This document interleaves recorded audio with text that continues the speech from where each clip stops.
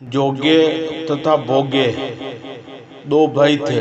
दोनों अलग अलग रहते थे। जोगे धनी था और भोगे निर्धन। दोनों में परस्पर बड़ा प्रेम था। जोगे की पत्नी को धन का अभिमान था, किंतु भोगे की पत्नी बड़ी सरल हृदय की थी।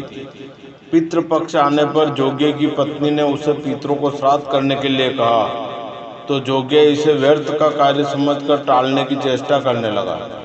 किंतु उसकी पत्नी समझती थी कि यदि ऐसा नहीं करेंगे तो लोग बातें बनाएंगे। फिर उसे अपने मायके वालों को दावत पर बुलाने और अपनी शान दिखाने का यह उचित अवसर लगा। अतः वह बोली, आप शायद मेरी परेशानी की वजह से ऐसा कर रहे हैं, किंतु इसमें मुझे कोई परेशानी नहीं है। मैं भोगे की पत्नी को बुला लूंगी, दोनों मिलकर सारा काम कर लेंगे। फिर उसने जोगे को अपने पियर न्योता देने के लिए भेज दिया। दूसरे दिन उसके बुलाने पर भोगे की पत्नी सुबह सवेरे आकर काम में जुट गई। उसने रसोई तैयार की, अनेक पकवान बनाए, फिर सभी काम निपटाकर अपने घर आ गई। आखिर उसे तो भी पितरों का श्राद्ध तर्पण करना था। इस अवसर पर न जोगी की पत्नी ने उसे रोका, न वह रुकी। शीघ्र ही दोपहर हो गई।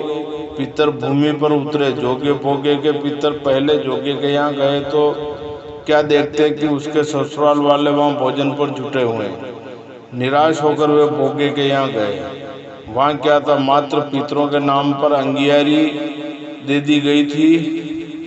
पितरों ने उसकी राख चाटी और भूखे ही नदी के तट पर जा पहुँचे। थोड़ी देर में सारे पितर इकट्ठे हो गए और अपने अपने यहाँ के श्राद्धों की बढ़ाई करने लगे।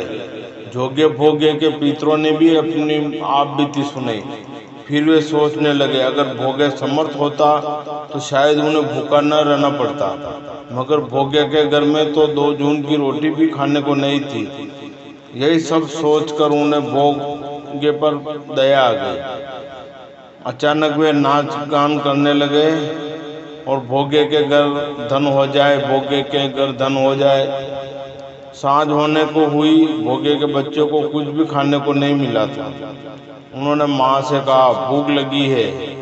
तब उन्हें टालने की गरज से भोगे की पत्नी ने कहा, जाओ, आंगन में होदी ओंधी रखी है, उसे जाकर खोल लो और जो कुछ मिले बांट कर खा लेना। बच्चे वहाँ पहुँचे तो क्या देखते हैं कि होदी मोहरों से भरी पड़ी है। वे दौड़े दौड़े माँ के पास पहुँचे और उसे सारी बात बताई।